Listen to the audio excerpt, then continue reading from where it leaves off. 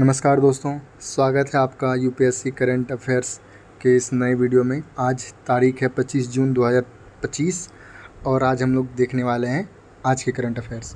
तो शुरू करते हैं। सबसे पहला जो करंट अफेयर्स है, आरबीआई ने स्मॉल फाइनेंस बैंकों के लिए जो पीएसएल नॉर्म्स है, प्रायोरिटी सेक्टर लेंडिंग नॉर्म्स हैं, उसमें ढील दी है और अब इसको घटाकर 60% कर दिया गया है, जो कि पहले 75% था।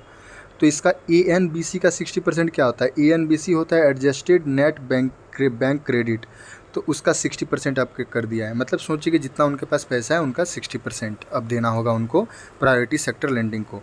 तो प्रायोरिटी सेक्टर लेंडिंग क्या होता है? इसकी शुरुआत 1970 में हुई थी और इसमें जो क्षेत्र आते हैं वो है कृषि, एमएसएमई, निर्यात, ऋण, आवास, सामाजिक अवसंरचना, नवीकरणीय ऊर्जा इत्यादि बहुत सारे इसमें हैं।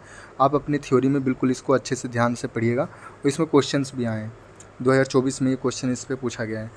तो ये है। और इसमें कौन कौन से बैंक लागू हैं? सभी बैंक इसमें हैं, सिर्फ एक बैंक को छोड़कर, जो कि है PACS, primary agriculture credit societies. सिर्फ अगर उसको छोड़ दे बाकी सभी बैंकों पर ये लागू होती है। अब देखिए, इसमें बोल रहा है कि स्मॉल फाइनेंस बैंक क्या होती है। इसको उतना जानना इंपॉर्टेंट नहीं है, बस इतना याद रखिएगा कि ये जो कंपनी है 2013 में आई थी और कुछ भी इम्पोर्टेंट इसका है नहीं। अब चलिए नेक्स्ट आते हैं। सीडीएस जो है हमारे चीफ ऑफ डिफेंस स्टाफ, इसको थल सेना, नौसेना और वायुसेना के लिए संयुक्त आदेश जारी करने हेतु अधिकृत कर दिया गया है।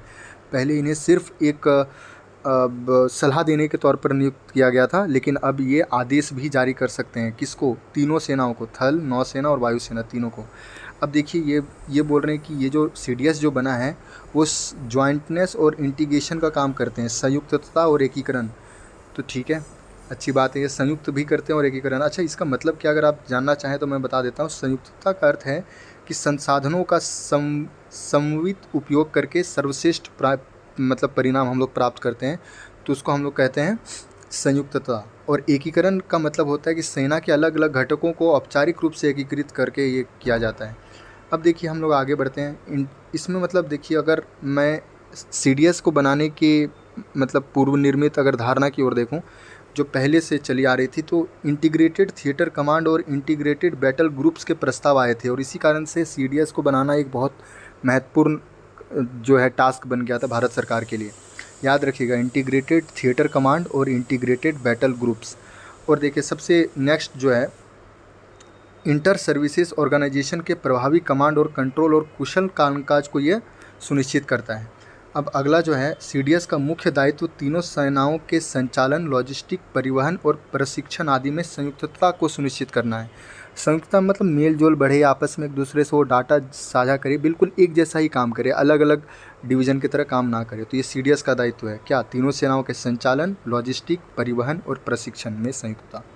अब देखिए, हमारी पहले से जो चली आ रही संयुक्त कमांड है उसका एक मैंने उदाहरण को हाईलाइट किया है। जैसे अंडमान और निकोबार कमांड जो है वो भारत की तीनों सेनाओं का पहला एकमात्र थिएटर कमांड था। और अगर स्ट्रेटजिक फोर्सेस कमांड को देखें तो ये परमाणु हथियारों की देखरेख करने वाला कमांड है। तो भारत में ये दो कमांड जो है ये पहले से चली आ रही कमांड है। अब चलिए हम लोग आगे बढ़ते हैं। नेक्स्ट जो खबर निकल के आ रही है वह नीति आयोग की हालिया रिपोर्ट में डिजिटल गवर्नेंस को बेहतर डेटा गुणवत्ता सुनिश्चित करने की तत्काल आवश्यकता को रेखांकित किया है। तो देखिए, जो रिपोर्ट का नाम है वो क्या है? नीति आयोग की India's data imperative, the pivot towards quality, ये नाम है। आप इसको सिंपल से याद रखिएगा, India's data imperative, India's data imperative, ये रिपोर्ट का नाम है। और इसमें जो है इन्होंने ये कहा है नीति आयोग ने कि पिछले दशक में भारत डिजिटल पब्लिक इंफ्रास्ट्रक्चर के क्षेत्र में ग्लोबल लीडर बना है। तो वाहवाही की है इन्होंने सरकार की। अब देखिए, गुणवत्ता वाले डेटा यानी डेटा क्वालिटी के 6 घटक होते हैं और हमें ये इम्पॉर्टेंट है, ये मेंस में आप यूज कर सकते हैं।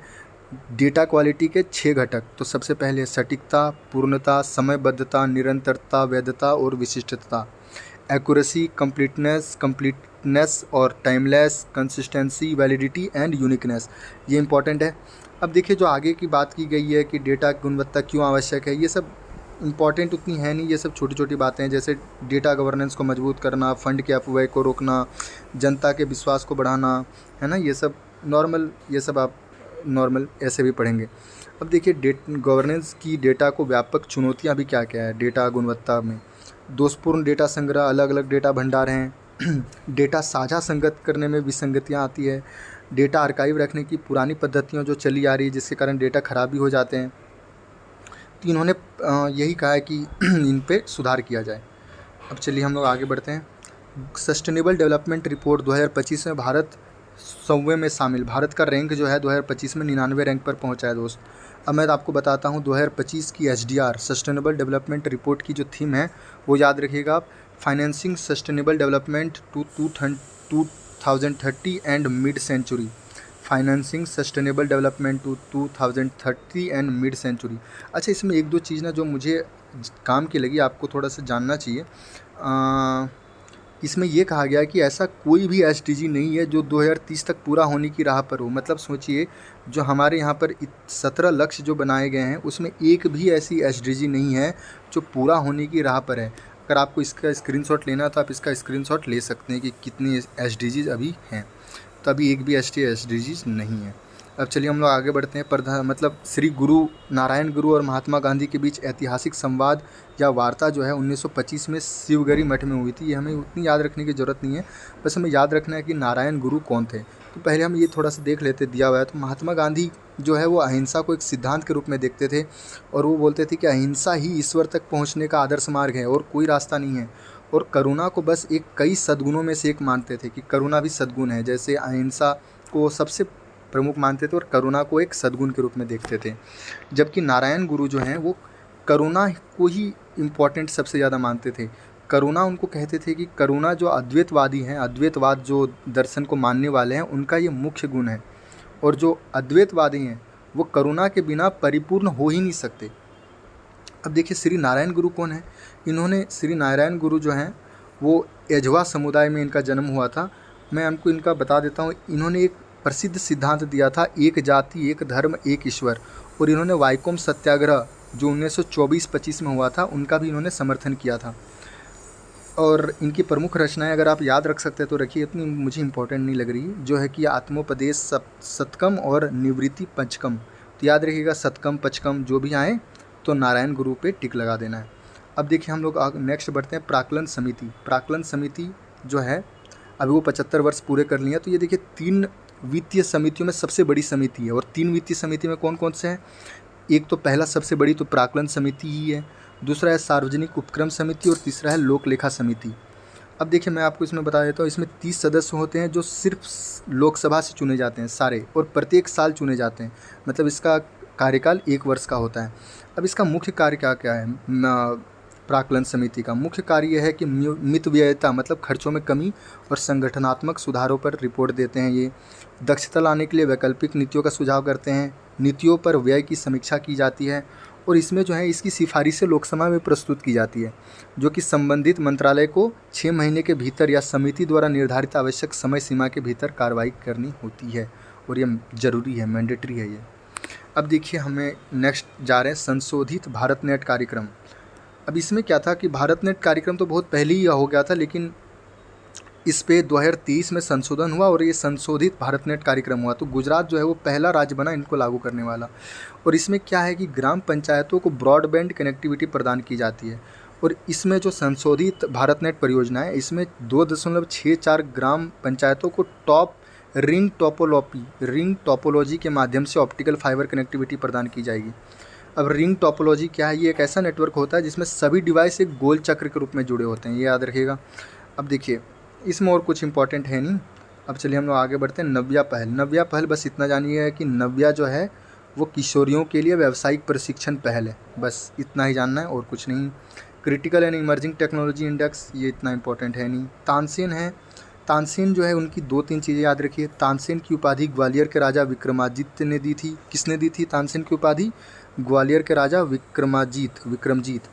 इसके बाद जो दूसरा इंपॉर्टेंट है वो इसकी संगीत की शिक्षा स्वामी हरिदास से प्राप्त की थी। उन्होंने, तानसेन ने स्वामी हरिदास से प्राप्त की। इन्होंने 2 जो राजा हैं उनके दरबार में इन्होंने काम किया। सबसे पहले तो रामचंद्र बघेल और अकबर के इन्होंने नवरत्नों में से एक थे और उनके लिए उन्होंने ध्रुपद गायन की रचनाएं की थी। याद रखिएगा, ध्रुपद गायन की रचनाएं की थी। और इनके वंशज और शिष्य हैं ना, उनको सेनिया कहा जाता है। सेनिया किनके? तानसेन के। चलिए आगे बढ़ते हैं। अब नेक्स्ट जो खबर निकल के आ रही है वो है black mass recovery technology, black mass recovery technology. Black mass recovery technology क्या है? लिथियम आयन बैटरी जो हम लोग उपयोग करते हैं वो जब समाप्त हो जाता है तो उसमें एक गहरे काले रंग का पाउडर जैसा पदार्थ निकलता है, उसी को कहते हैं ब्लैक मॉस। ब्लैक नाम से ही पता चल रहा है, ब्लैक और मास मतलब बचा हुआ जो है। अब यही जो है ना, ये क्रिटिकल मिनरल का मिश्रण होता है, इसके अंदर बहुत सारे क्रिटिकल मिनरल होते हैं। आप सोचिए ना कि जैसे लिथियम आयन बैटरी बनती है वो बहुत सारे क्रिटिकल मिनरल से बनती है, तो जब वो समाप्त हो जाती है तो उस जो क्रिटिकल मिनरल्स है वो सब आपस में विघटित हो जाते हैं, मतलब मिल जाते हैं, तो वे मिश्रण हो जाते हैं क्रिटिकल मिनरल्स का। तो उसी को जो है ये रिकवरी कैसे किया जाता है, उसी को लेकर ये ब्लैक मॉस रिकवरी तकनीक है। बस इतना याद रखना है। अब इमरजेंसी खरीद व्यवस्था ये उतना इम्पोर्टेंट नहीं, बस इतना जानिए कि आतंकवाद से जो आतंकवाद के को लेकर इसके चलते इन्होंने ये स्टार्ट किया था आपातकालीन खरीद व्यवस्था, और ये रक्षा मंत्रालय के द्वारा की गई है। अब नेक्स्ट चलते हैं एपीजेनेटिक प्रोग्रामिंग। एपीजेनेटिक नाम से पता चल रहा है जेनेटिक, कुछ जेनेटिक में प्रोग्राम करते होंगे। तो देखिए यहाँ बताया गया कि चीन के वैज्ञानिकों ने पहली बार डीएनए एडिटिंग तकनीक का उपयोग करके 2 नर चूहों से प्रजनन सक्षम चूहे विकसित कर दिया।